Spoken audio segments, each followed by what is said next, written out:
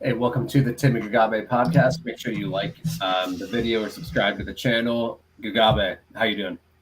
Yeah, not too bad. Just woke up, but yeah, taking along. How are you? Not bad. We got a fun card this weekend. We'll talk about it in a second. I'm actually going to write down, people were asking for timestamps in the comments, so I'll make sure I write those down as we go because I don't want to have to rewatch us, Yep. Let me get that going. But what did you think of Luque, RDA? We'll recap that card. What do you think? The main event was kind of weird because they both kind of looked terrible. Yeah. Like Luque seemed to have lost the ability to pull the trigger. I also kind of felt like Luque. I'm not saying Luque didn't win that version of it, but I felt like RDA just had a lot more upside if he fought semi-intelligently. It reminded me a lot of Moreno versus Pantoja, the last one, where it was just Luque won, but he kind of needed this one particular permutation, and RDA to make 5 or 6 grievous errors. It was just I just feel like there's versions of that fight where either RDA gets takedown or something early, and then just snowballs a lot more further. I don't know, just because Luque was barely landing strikes or anything, but yeah, it was a fight that happened. Hard to bet either guy going forward, really. Is Luque now a control grappler? It's possible. It's funny because I was just looking, Luque, he's had 20 UFC fights, and 17 of them he hasn't even landed a takedown. And in most of those, he attempts, after that fight, he still only attempts 1.5 takedowns per 15 minutes, so which is kind of crazy. He's landed takedowns 4 against Mendoza, 2 against Leon Edwards, the last time he landed a takedown in 2017. That fight seems ancient ago, too. And then this was the first time he landed them since. So, yeah. They almost I made a tweet they reversed skill sets. It's RDA looked more dangerous down the stretch with the striking almost, and then Luque had a lot of not even grappling success, but more clinching success and kind of holding wearing down on him a little bit. Close fight. I thought Luque was the rightful winner, but it was hard to predict him to go to that game plan for sure. I didn't think either of them looked great, to be honest, but they've been fighting forever, so kind of expect that. What was the co-main event? Swanson Dawodu. I didn't really watch. I tweeted out. I didn't watch it live. I rewatched a little bit leisurely.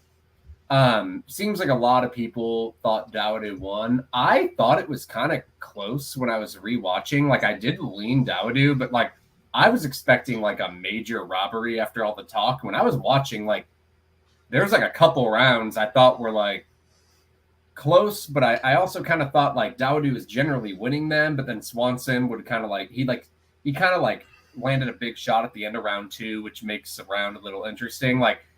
I still probably would have scored Dawodu, but I thought it was a little closer than people kind of were claiming. But what do you think? You were on Dawodu, so what do you think? I was trying to Dawodu to finish, so I didn't really care at that point. Honestly, yeah. Dawodu put up such a weird fight where I think Dawodu clearly won, but he could have opened up way, way, way bigger margins. He just seems to be there in there to just sort of skim along, and it's just Cub Swanson in 2023 is decrepit corpse. Every time Dawodu actually decided to do anything, he was doing great, but he just decided to only put up a margin of 5 significant strikes. It's yeah, he got robbed, but also if you get a fight like that, you can expose yourself to the risk of it, in my opinion, particularly against a fan favorite. And Swanson did finish the second and third rounds pretty well. Recency bias is a thing, but that was I still think it should have clearly gone Dawodu's way. I think everything went Swanson's way. He had that big one in round 2. He got that takedown into round 3. But it was also because if you reversed what happened in those rounds, Dawodu would have easily won, Yeah. And that's why I hate recency bias, especially on a takedown. And Dawodu had also reversed position at the end of the round. So it's not a thing you can assume that was going to be a finite thing that would just keep happening. Dawodu would never get up. But I don't know. Yeah, I thought it was a little more competitive than people were saying. Well, let me know what you know in the comments. But I did score it for Dawodu when I was leisurely watching it, though, to be real. I wasn't completely paying attention.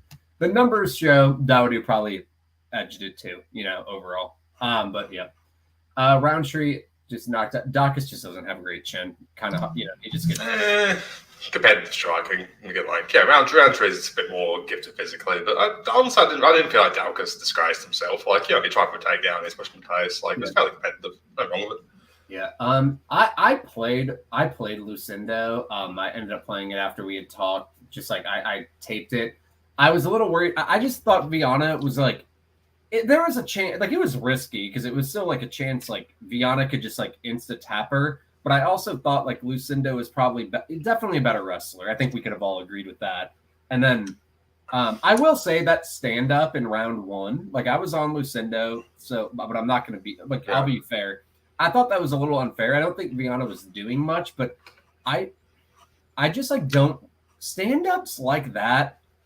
Unless if there's like a stalemate position where neither girl can move, and that wasn't exactly that. Like it was like a technique position, you know, and like it was like you gotta let grappling play out a little more. I didn't like that because not only that, in a fight like that is just going to completely change the fight. Like then Lucindo can go for a takedown, you know, it can just like mess shit up. But yeah, it was kind of ironic that, like, you know, Viana gets stood up after a minute 30 on top, and then Lucindo gets takedown and ends up kind of in the stall position for the next 90 seconds, wins on recency. It's just like, I think Viana looked super flat, probably was in trouble anyway, but like, I don't know, I really did not like that stand up. Like, I don't either. Viana went from minus 200 live to being dog again after like just referee fiat. It's just like, I don't know. Again, like Viana, once you got it down, like, that seemed like pretty much the round from there. So, like, again, like, I do think Viana just kind of decided after that she wasn't particularly interested in fighting it. And she just quit. Like, that sub temp was not much. She just thought like Viana didn't want to be in there. But I don't know. I think that fight. I think that takedown probably affected the fight quite. That stand up affected the fight. It for sure did. It for sure did. And I was on Lucindo, of course. Like because I was on Lucindo, I liked the stand up, but just like in an equity type of. Fairness. Like I thought that was like very unfair. Dobson, Tafon. I was on Tafon here. Dobson kind of impressed me. Like I like didn't because we haven't really seen him in like an extended striking fight. Well, we had against Petrozzi and he looked terrible. And then I thought he was kind of like a spaz grappler or spaz explosion guy. I actually thought this was like a reasonably decent performance. Like he showed like he was. You know, he looked good defensively to the head on the feet. Like Tafon was really landing like leg kicks and stuff. And then he's a good athlete. Landed a couple takedowns. I thought it was like I don't think he's going to contend for a belt, but I was surprised. Like I really because I thought Tafon was going to win that fight, and Dobson like looked pretty. That was his best performance that we've seen probably. Yeah, I think Tafon's lost a bit of a gear compared to like, watch the Rodriguez fight and that kind of stuff. The sheer output he had and the sheer physicality just seems to have lost it off a bit. Like he's still fine, but I think he's kind of lost a little bit of that. Yeah. And like, you watch like the Park fight and all that. Tafon's always had a pretty clear bottom hole. Again, not saying that Dobson is as good a grappler as Park, but like it just seems like we put Tafon down. Yeah, I don't know. I felt like the fight was like it's one of the weird fights because like the decision probably came down to the round 1 takedown. But on the other hand, I probably would make Dobson like a small favourite in the rerun just because the takedown upside is worth more than the striking upside. Yeah, I thought the commentary was like, I mean, I was on Tafon's maybe a little bit. I thought they were going a little too far. Like I had thought Tafon like probably taking round 2 and round 1 was kind of close. I still thought like Dobson was the rightful winner. Yeah. He dominated round 3. But that takedown kind of probably swung round 1, But yeah, I think Tafon was probably like was the better striker like marginally, but it's hard to win a fight when you were like 60-40 striker against the takedown upside. For sure. We will then I had played Budai. I played McGee KO because I was just like if things go his way, he's gonna like Bays have been knocked down times in 3 fights. Like I thought minus 135. I was like, I'd rather take that than like minus 400. Sure. I had a little bit on Breeden and then McKinney. I feel like McKinney was like 30 seconds away from like gassing out and losing that fight. But I mean, you never know. Breeden is just not a good athlete. Like I wasn't confident he was gonna win the fight, But still think like you can't go wrong playing any like plus 200 against like McKinney has a ceiling on how many fights he can win because he quits and he doesn't have cardio, you know. So yeah. I I've played against him like a lot, and I feel like that will come again. You know, like I've successfully bet against McKinney several times. But wait, what were you going to say? Sorry. Yeah, Braden fight McKinney was a little bit weird because like I thought he'd be a bit more grapply just because he has been lately. Yeah, again, McKinney's going to be favourable again, but for sure. Yeah, that was a decent striking performance. It was a bit more coherent than his previous striking performances. Like he wasn't going absolutely ballistic with flying knees and whatnot. Breeden, like a thing you can't do versus McKinney, you have to push him backwards like Sadikov did. Like when Breeden's just like going back scared, like the way you're gonna like back off McKinney is by throwing at him because he doesn't like whenever you throw at him. You know, you can't let him be the one on the front foot. I didn't play Bulgarian, but I picked him. It's hard to know what was going to happen there, but I just feel like it was a completely blind fight. You didn't know Marshall's takedown defense. You didn't know how good Bulgarian would look in general. You just knew You knew Marshall was a good fighter, and you knew Bulgarian was like an elite wrestling pedigree. Like, I mean, you don't get much of a better wrestling pedigree than him. He's like one of the best high school wrestlers ever in Kansas, and he just dominated. He's like potential top 10. Wouldn't you say? We have to see more, but I came out of that more disappointed by Marshall than I was like, oh god, Bulgarian looks incredible kind of a thing. Like the actual takedown was a double leg, then Marshall just really did not seem. Yeah, it was. Really like it wasn't like he was saying like fucking like flowing traditional wrestling. It just seemed like Marshall second he got to the bottom didn't really try to get up. All Jordan Burroughs pretty much has a double leg, like, you know. But still, like my wrestling coach always said, like eventually, like when you get the elite, it's people who master like the basic moves, like double, single, like chain wrestling's obviously a thing later. But if you just like on a good double leg, not many people are gonna stop if you just have that like ability to time it, you know. Still, I just feel like Marshall just gave him sort of optimal canvas, and like even the KO1, I've kind of like. Doghound didn't seem that super interested in the advancing position or all that. And then there's like he opens up those massive cuts, and then Marshall just decides he doesn't want to fight anymore, kind of thing. Like it kind of reminded me of Alvarez versus Sarukian, where it's like Alvarez was perfectly content to just chill and guard, and then Alvarez opened up, and then the sort of finish just sort of accumulated off that. Yeah, I do have a feeling Bulgarian could be a bit more decisive as a UFC fighter than people think he is from that. Yeah, I just feel like that wrestling pedigree alone is gonna like instantly, like think of like the bottom tier of the division. He's like an auto minus 900 versus all them, and then that's probably a top 15 like auto skill set. Just he could there could be like massive problems with his game that we find out, but even with his like early. Even if he gassed like McKinney, like that is going to keep him employed, just that first round like grappling ability. But I tend to think he's probably going to be good. But we do have to see more of him. Let's go to UFC 292. Sterling and O'Malley, the main event for the 135-pound belt. What do you think here? I think Sterling favourite seems fine. Just like the grappling advantage, and like Sterling's impressed me a bit with the striking, and like his cardio seems to be a lot better than it was. Like the Cejudo performance is fairly impressive. Yeah. I feel like this is still a bit of a mystery fight because like Malley's bottom game isn't really that explored. Like Jan was on top of him for a bit, he didn't look great, but like I think Jan is very good on top, kind of a different dynamic to what Aljo does. And like probably like kind of a noodle war standing. I find this fight quite hard to bet personally. I see there's a bunch of steam in the under, which kind of surprises me a little bit. But I'm not saying that it won't necessarily finish, but just I'm not. I don't necessarily think the RDA should be like minus 180. I feel like there's chances ends up being a bit of a staring match at points because like Malley's probably going to want to stay on the back foot against Sterling's wrestling, and like. Yeah, and Aljo doesn't work particularly hard if you make him work if you put it long range. But I don't really have much of an opinion. Do you have anything here?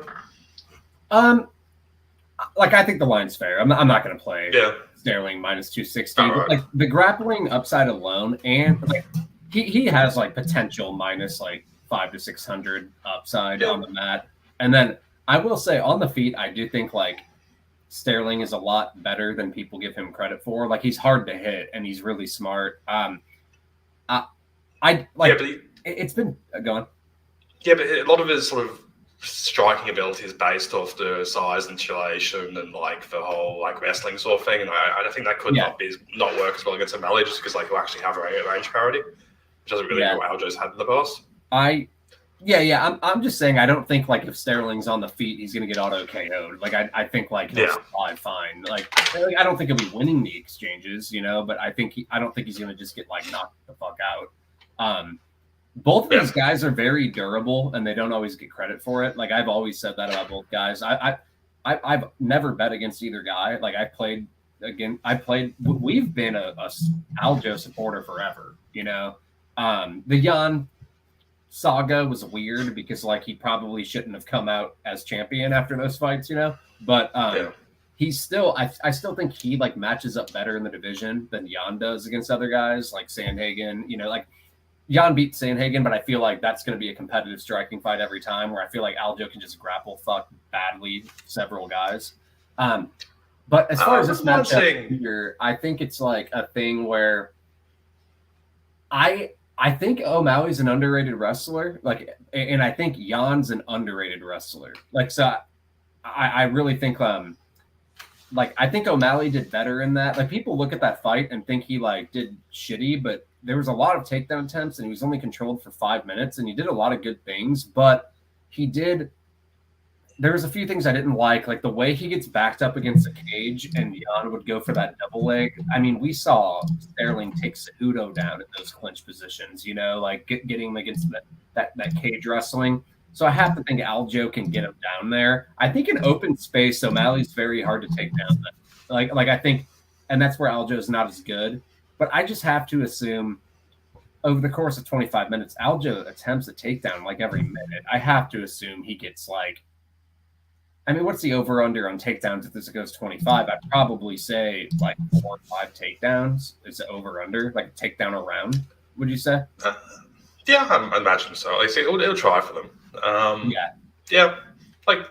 And that just gives you a high floor, doesn't it? The fact that you might project him a takedown around, which I think isn't unreasonable, means I think you got to. I do think O'Malley, he gave his backup at times against Jan, but he's capable of playing guard and push using. You got to use your feet and push off the hips of Sterling to try to not give up your back to get up against him. I think that's the best way to do it.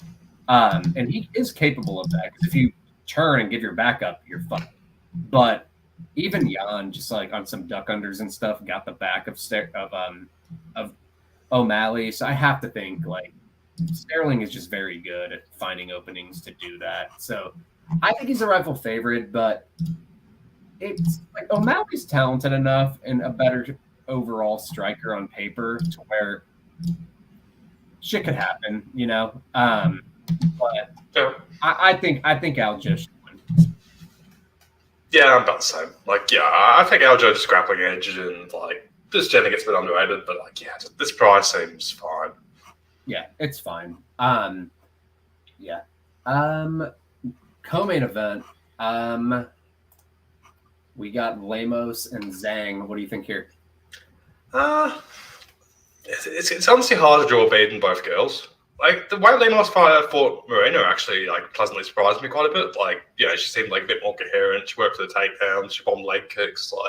That was a good performance. And Zhang, on the other hand, you've got the 2 Rose fights, and again, the woman who fought Rose both times, I would make evens with Lemos. And then she comes back. Joanna gets absolutely physically annihilated, but you don't know. There's Joanna then retires instantly in the cage, so maybe Joanna was just done. I'm not saying it's a guarantee, but it goes both ways a bit there because it could have just been that Zhang just happened to catch Joanna on her worst day kind of a situation, and this was a fight who really cares, just annoying, stupid Jack.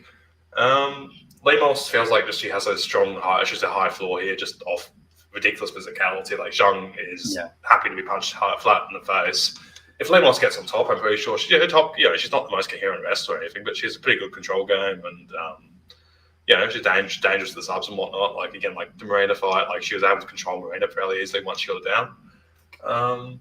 And Zhang probably pulls away down the stretch in terms of cardio and all that. But again, if you look at the Rose fight, like if you look at the first Rose fight, like Zhang's got some performances where she has absolutely god cardio, and other ones where she just gasses badly, and it's hard to see what you're getting. Also, Lemos with the calf kicks, like again, she does bomb those, and that's kind of a cheat code, so maybe that works for her.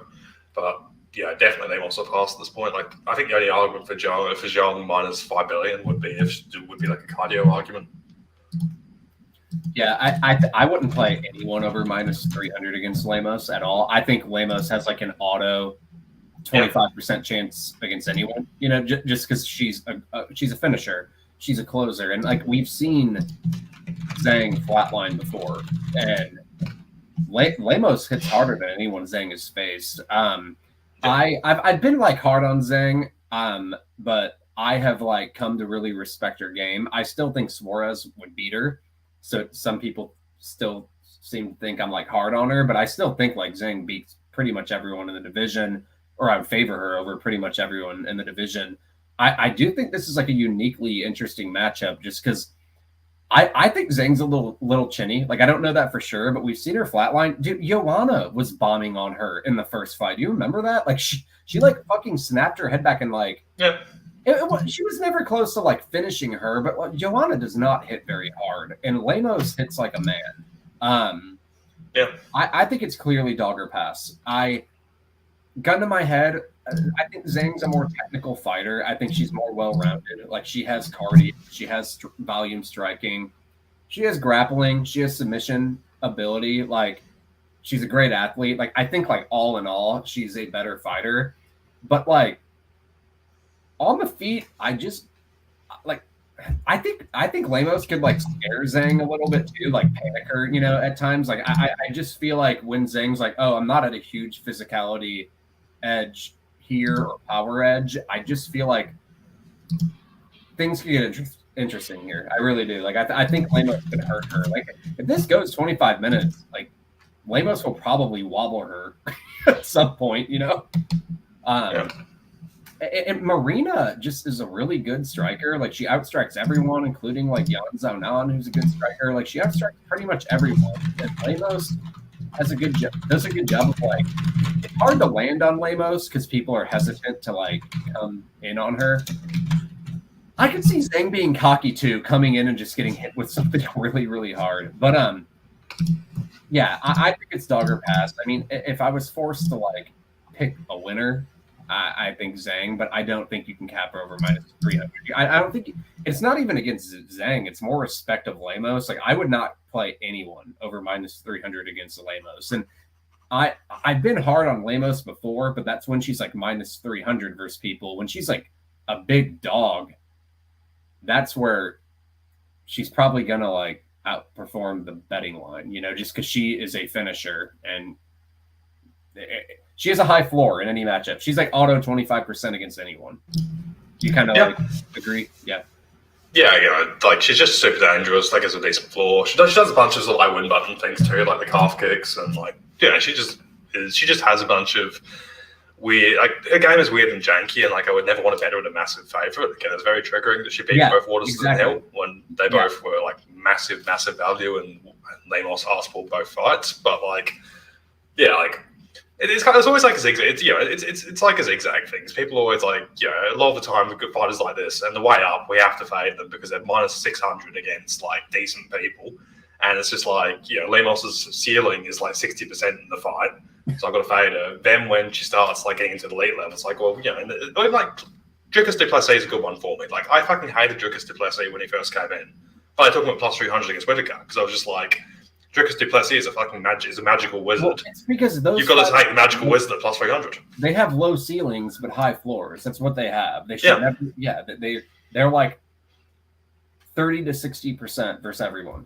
Yeah, that's what I mean. It's like McKinney or something. Like, if McKinney was suddenly plus 600 against like an elite, like if you got McKinney minus 900 against fucking Makayev or some shit, you're like plus 900. I mean, yeah. Yeah, but like, let's say if you got plus 900 McKinney against Muckahead or something, you've got to take something on it because it's just like, well, this man is a fucking, Yeah, I know. We're on the same page here. I respect Zhang. People come after me on Twitter about like me talking shit on her. I like her. I just don't think she's gonna beat Suarez, and I don't think anyone should be over minus 300 versus Lemos. That's it. Like it's not. I think she's a great fighter. I think she's a freak athlete, but like Lemos hits hard, you know. I'm looking for I'm really looking forward to that fight. I really like the main event and co-main event here. These are good fights. All right, moving on. What's the next one here? We got Magny and Garry, right? What do you think here? I think Magny. I've historically loved Magny a lot, but like I think he's starting to lose enough of physical step, and I feel like Garry is kind of intelligent enough to not get pulled into the Magnyverse. Like I just feel like Gary's going to be pretty content to just sit on the outside and bomb leg kicks and just not get pulled into a stupid clinch war. Which again, since I'm saying this, probably means Magny absolutely runs over him, just because that's how this sort of stuff works. Yeah. But like Magny is kind of an IQ test, and I just feel like Gary's instincts will be fine for this one because like they're sort of similar in size, and like Magny is very leg kickable, and Magny's like distance striking game just seems to be gone at this point. Like he just like he was never great. Kind of bad, don't you think? Yeah. I didn't think he looked good in that. Yeah, I agree. So like I just can't really see the upside or attraction of doing business with him. Again, I'm not saying I want to play any Garry, and I think the price probably is a little bit big, but I'm happy to pass at this kind of pricing. Like, yeah, I agree. I think it's probably a little too wide, but I also feel like Magny doesn't bring that variance in striking fights you would want. Like he doesn't have a ton of it's not that he can't knock it out, but he isn't one to be able to just like one hitter quitter. Garry, like we've seen Garry hurt a couple times, and so against like Jeff Neal, I don't think Garry can be minus 400 because he could get hurt. Yeah, but this is kind of a thing where I just feel like Garry should probably win, but Magny's like experienced enough. He's cashed as like a big dog before, where I could, if he like draws like some type of clinch fest or some cardio thing. But Garry doesn't really seem to gas either. But maybe Magny can do his thing, and that's why like he's experienced enough to where minus 400. Like I'm good, but I do think Garry should probably win. Yeah. Pretty much it. Next fight is Vera and Munhoz. What do you think here? Another Vera Munhoz. Hold on 1 second, sorry. I mean, if Munhoz grapples or Vera is an idiot, I just feel like Munhoz could look like a big favorite because like Munhoz is a legitimately elite grappler and Vera is hilariously bad with it.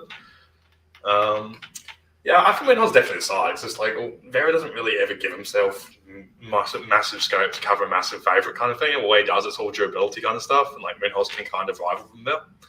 And Munhoz will actually like attempt to grapple a bit, and Vera's not reliable to actually defend takedowns. Again, my view here is like there's versions of this fight where Munhoz looks big favorite. I just can't really see where Vera actually like wards a confidence because against like they're both ridiculously durable. I agree with some stuff. I kind of disagree with the grappling upset for Munhoz. Like he hasn't landed a takedown for like 30 fights. Like the last time. There's Vera, dude. Just you look at Vera. Like Munhoz has fought a bunch of very good grapplers, and then he just something against Vera, who is like the most grappleable man. I do think Vera's defensive grappling has improved a little bit. Like even against Sandhagen, like Sandhagen only went 3 of 12, and we just saw what Sandhagen can do as a grappler. I think it's improved. Vera, like 4 years ago, was a way worse grappler. I tend to think that grappling won't happen. Like if I don't know, I don't think process grappling could happen. If like some wild exchange happened, Munhoz got on top, sure, he could maybe ride out position. But generally, I think the winner of the striking will be the winner of the fight. And one thing I've always said about Vera and all my write-ups of him, I've generally got his fights right. It's like I was picking him in all these fights, and then against Sandhagen, I'm like, I trust Vera when he has a cardio advantage or like a big durability advantage. And against Sandhagen, like he didn't have a cardio advantage or a durability advantage. It was like Sandhagen could match him there, and then Sandhagen's more skilled.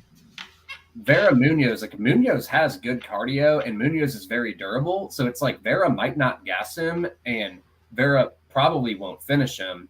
So the fight will probably be pretty close. But I will say, like, Sandhagen's way more skilled than Pedro Munhoz. Like, Munhoz gets hit a lot and stuff. Like, Vera might actually be, like, a more skilled striker here. So I still understand why he's favored.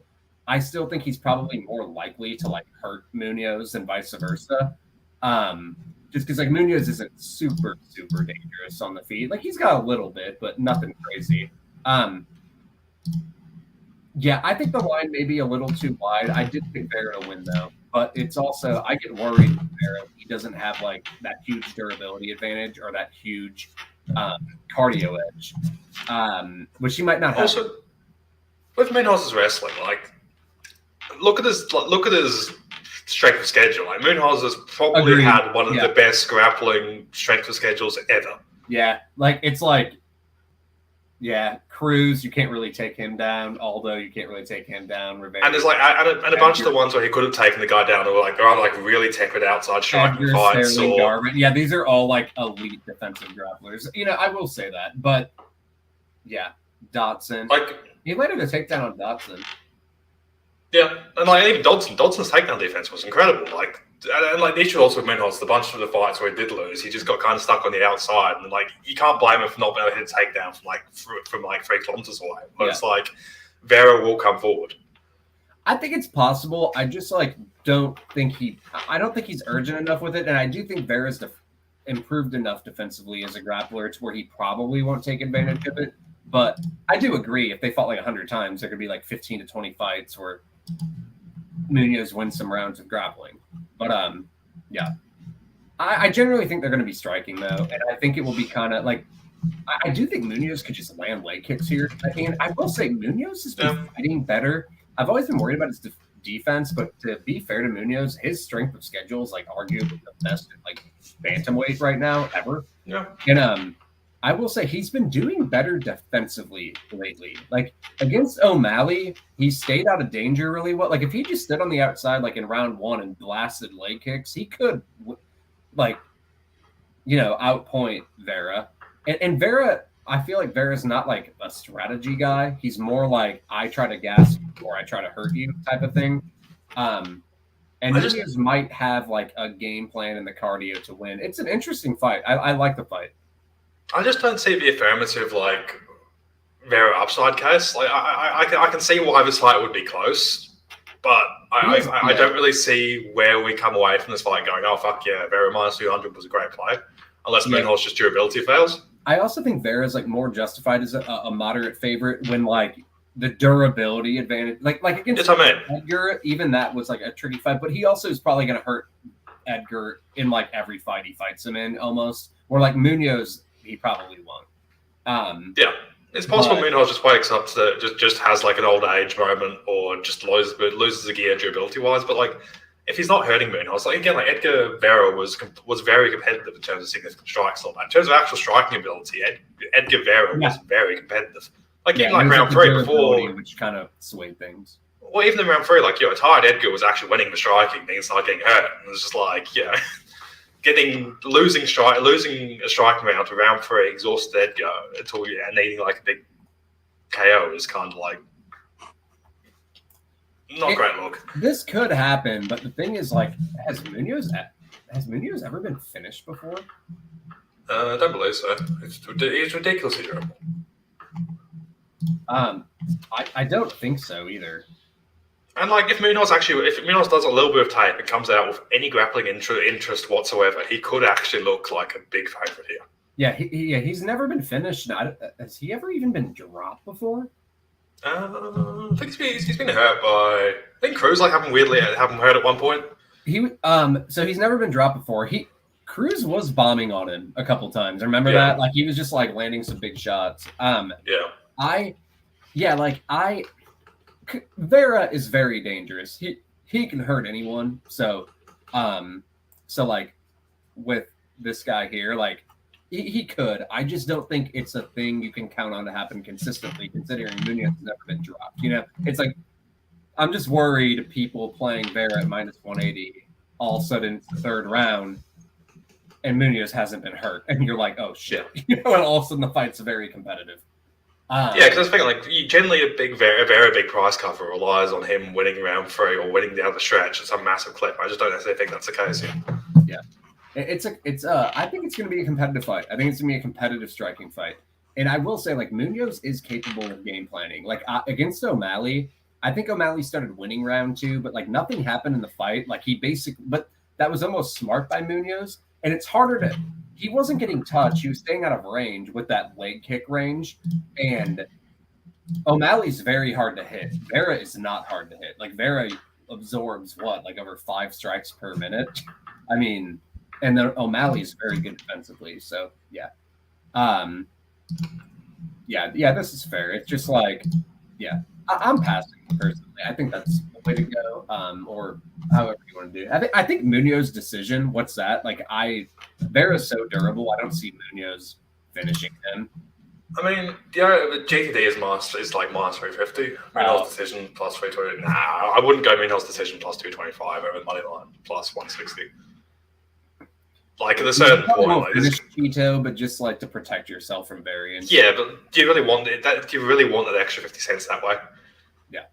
And it's also like annoying because like it means that Garry Vera comes on pretty hard late, and like I'd rather have the money line and be able to bet out of it live a lot easier than have the decision line and then not be able to bet out of it live without letting myself open to get fucked in like round 3 or something. Yeah. Let's go to Weidman, Tavares. Last time we saw Weidman was like 2 years ago. People were like mad at me because I was laughing when the leg break happened. I wasn't laughing at like him getting hurt. I was laughing at like the odds of being involved in like the 2 most famous leg breaks in the history of the sport. Like they both happened. Like Weidman was involved on the receiving end and the other end on both. I was just like the statistical like likelihood of just like an injury like that happening in a fight is like 1 in 100,000, and then to happen twice is just crazy. That's why I was laughing. But like some people got mad and they didn't understand what I was laughing at. But Weidman's back. He already was kind of declining, and he's like 39 now, and he's coming back from literally a career-altering injury. I can't expect him to be at his best. Tavares is probably the rightful favorite because Tavares is also kind of hard to grapple, but Tavares just doesn't throw enough offense in general, and Weidman does like potentially have a little grappling upside to where I'm not going to be playing him at minus like 280 or something, Tavares, but Weidman, I probably think the most likely thing is like Tavares minimizes grappling enough to where he probably takes advantage of like a crippled Weidman, more power on the feet, and that he could probably win. I will say Tavares is a little chinny, and Weidman does have a little underrated, just random one-punch knockout power. Like we have seen him hurt people before, but like it's hard. I don't know. It's hard to like have a lot of faith in Weidman at this point, but I just don't think Tavares. Like Tavares has a limited ceiling as well, just in any fight. And I get weird about playing him in like this range. What do you think?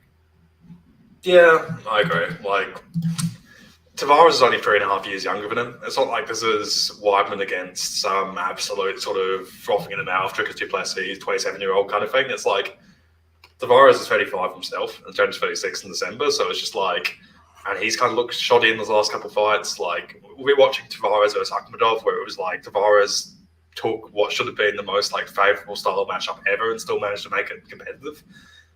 I'm not betting Weidman, but on the other hand, I'm not betting. I think this is a clear pass between like. But Tavares doesn't do himself any favors on margin or like really pulls away at anybody unless like I don't want to do that. The under here is minus 108 to 128 is what I'm seeing like on all the books. Like, yeah, fine. Maybe I am just worried about the pace Tavares like sets sometimes. Like he couldn't finish or like the last 2 grappling independent fighters he's faced are like Akhmedov and what's his name? Akhmedov can defend himself on the feet a little bit, but then ACJ, and it's like he wasn't super going for the finish, but like I do think Weidman's probably more fragile than those guys, like Yeah, I think Weidman's distance striking isn't terrible. Like again, in his prime, like he wasn't awful, but yeah. Yeah, but like, what's Weidman's sort of recent fights? He hasn't fought much in a while. But like, yeah, Uriah Hall breaks his leg. Who cares? Akhmadov, not a bad performance. Like they both had very sort of touch and go, stupid fights for Akhmadov, and it was about the same time. Dominic Reyes, he gets knocked out instantly. Who cares? Jacare, yeah, that was fairly competitive. Like his distance striking, they seemed okay. And Gastelum was a good fight. I'm just like, I just have this feeling that like we could get this very awful split decision where Tavares is also like I feel like I understand people arguing that Weidman is shot, but I think Tavares is closer to him in the shotness than people think he is. Tavares refuses to do shit at the best of times, so it's just like Tavares is live to let Weidman in here, but also like if Tavares just turns out to have lost his own athletic gear a bit, it's like it's not a good combo. It's tough because Weidman in his prime was a really good grappler. Yeah. And I'm sure there are like spurts of that are still in there. Like I think like in round one, like if he wrestled really well for a couple minutes, that could happen, you know. He's also kind of underrated as a submission grappler. Like he is capable of like Darce's like top position type of chokes, but Tavares generally defends himself down there, but I don't know. I really think it's going to be dependent on the form we see of Weidman. I just like there's reasons to be very, very hesitant, you know. So yeah, just on both the guys, but are there any fights like on the prelims you're interested in? We can maybe if anyone in the comments wants to talk about them, let me know. I have no idea what it means, but I think Moreau's dog is ridiculous. What's up? Marina Moreau's as a dog is ridiculous. Like Silver just seems like 100%. That's the biggest player at the card. It just makes no sense. You know she has a win over Silva. Yeah, it was like a random armbar backstage kind of thing. So it's not super indicative, but like, why is this price where it is?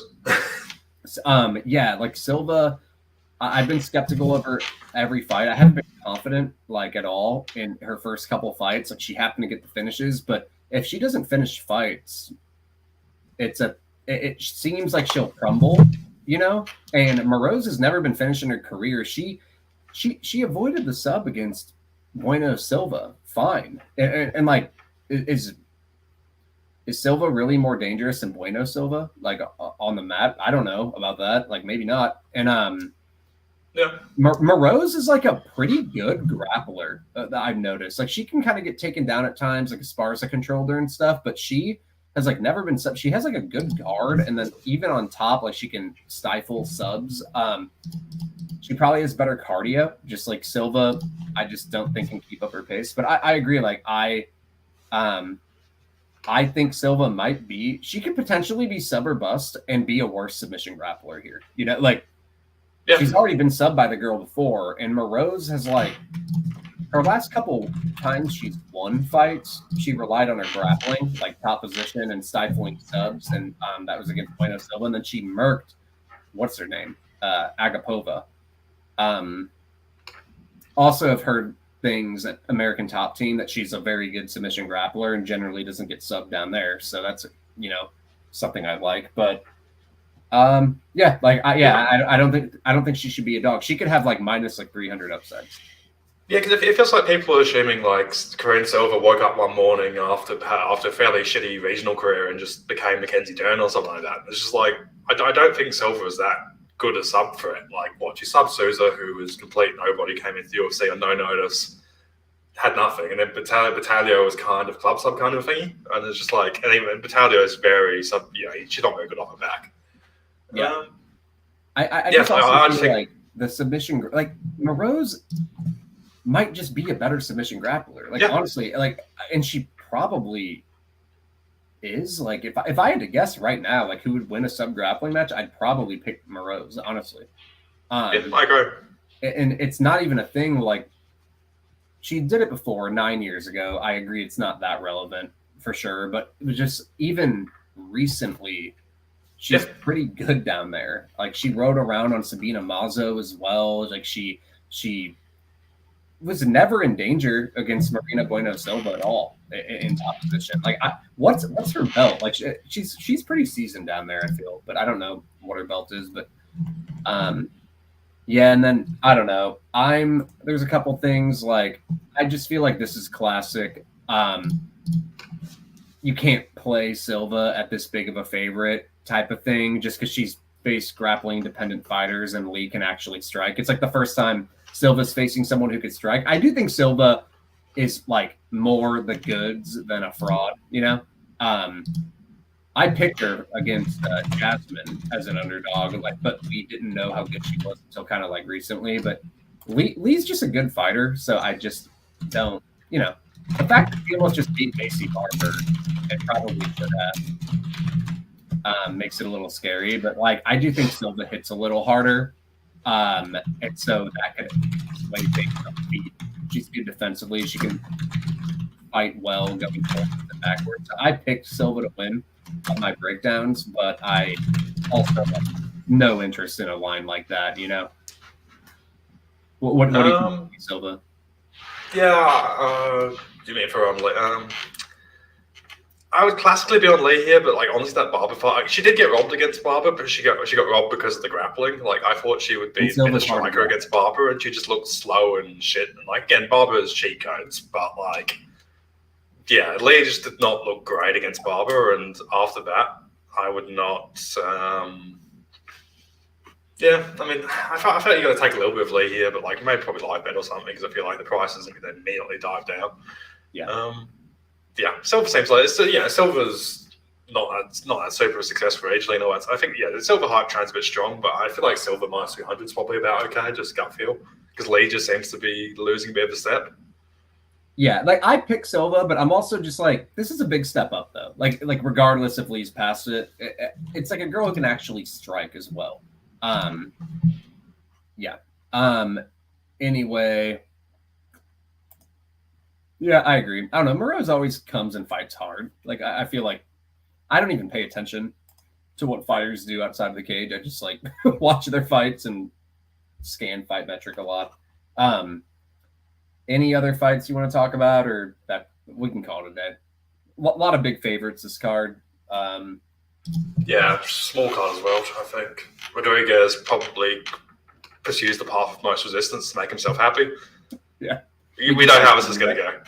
Rodriguez is going to win like a stupid fucking striking war where it's like at any point he could have just taken down Shirley and stopped him instantly. But yeah, he what does Magic say? Like 70 IQ, or what does he say? Like 50 IQ or whatever.